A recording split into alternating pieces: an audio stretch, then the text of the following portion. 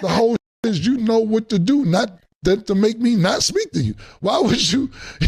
Why don't just randomly not speak to me? Are you going to go on the internet and say been smacking my ass for us? Are you gonna say? Are you gonna go talk about Cam talking like a female? That's female shit too. No, we don't disrespect each other publicly. And when we snap on each other, we clear about how we snap. We don't go out there and talk about some. Secondly, what Dame keeps saying is this.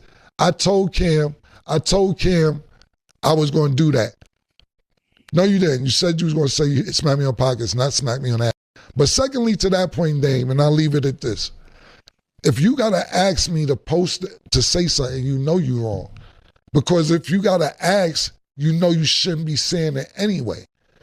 You shouldn't have to ask. If I'm your man and you're going to say some cool shit, why ask? You my man. When Cameron talks, it's never random. And this time, he's breaking down how business loyalty gets tested when private jokes turn into public disrespect. This ain't gossip. This is about real contracts, real partnerships, real millions that quietly disappear when those lines get crossed in public. What makes this situation crazy is how fast a relationship can shift when something that should stay behind closed doors hits the internet. One comment, one remix of a story, one moment that makes brands uncomfortable and investors step back without saying a word. And when Dame Dash comes up, the conversation always gets deeper than feelings. It turns into ownership, reputation, and how respect is still currency in hip-hop business. Cameron isn't on a rant here. He just explains the code, what you say, what you never say, and how asking permission already tells you everything you need to know. Now, I'm about to play this clip for y'all. But before I do, I just need y'all to leave y'all thoughts down below in the comment section, and subscribe. Let's get into it. Let's do it, man. The defendi combo. All right, well, listen. We got to go. But we're going to ask this question and let the fans vote. Go to Talk with Flea and put your vote in. And we're going to put the website up where you can start sharing information with us on our website as well. But Sid, ask the question. I'm going to give my opinion. He's going to give his opinion. And next week, we're going to get the answer. Go ahead. All right.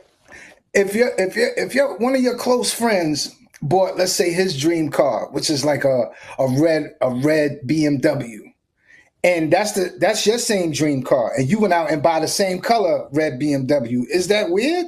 Y'all both pulling up back to back, red BMW. You talking about you and Fendi talking about the colors, you should have matched, and I'm like, yo, bro, who cares? So what if they just had red and then gold? I don't want gold. I want red. So they think that go ahead, tell your opinion. Yeah, cool. Fendi said we ain't the Bopsy twins, and I agree. Listen, if you my man, and I got a red BMW, and you get a red BMW, we got the same car. If I got a red BMW, go get the blue one. You can hold the red one whenever you want, and then we can switch cars. If you're going to see a on Wednesday and the red BMW, then you pull up on Friday on the blue BMW, she's gonna be like, damn, how many of these you got? You can front a few of these names. Now to the public. Did I interrupt you? Did I interrupt you? Did I interrupt you? Did I interrupt you? It's my go, yo. No, it's my go. All right. I just need one second. It's fine. It's my go, not now. Okay. Why would you want to do this? This is the AZ told Alpo about. Yo, what are we matching for? It doesn't make sense to have the same color car. Essentially, we have the same car.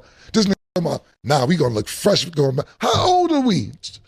16? What do we got on matching Benetton shirts? What are we talking about? Where we just leave gimbals? What are we talking about here? What are you talking about?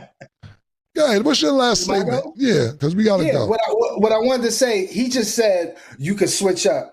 This is the same that just said 10 minutes ago, I don't speak to for 2 years. So what if you in that time frame where you not speaking to?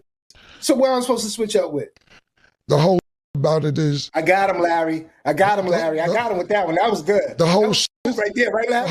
The whole is you know what to do, not to make me not speak to you? Why would you? Why don't just randomly not speak to niggas? Are you going to go on the internet and say niggas been smacking my ass for us? Are you going to say? Are you going to go talk about yo Cam talking like a female? That's female shit too. No, we don't disrespect each other publicly. And when we snap on each other, we clear about how we snap. We don't go out there and talking about some. Secondly, what Dame keeps saying is this.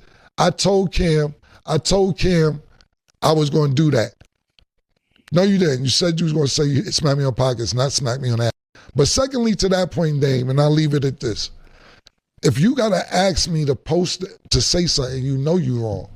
Because if you got to ask, you know you shouldn't be saying it anyway.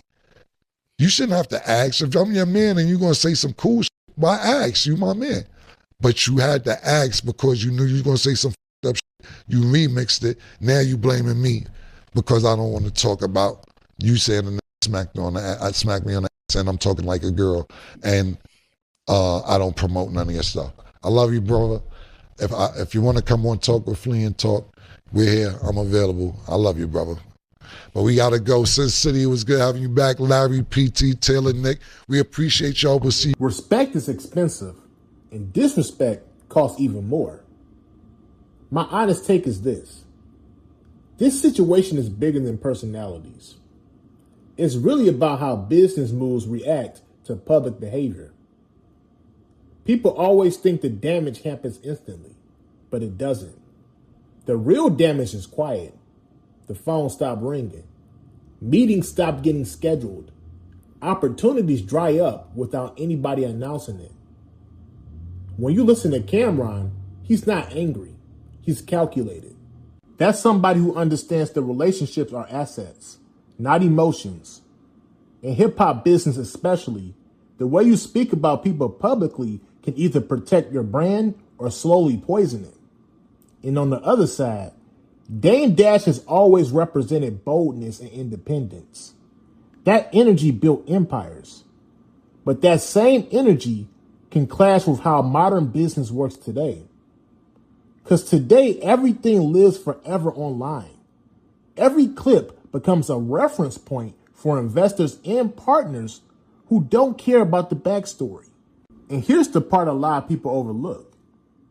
Brands and investors regularly walk away from deals over public perception because reputation is treated as a measurable financial risk. Nobody announces that. They just move on to the next safer opportunity.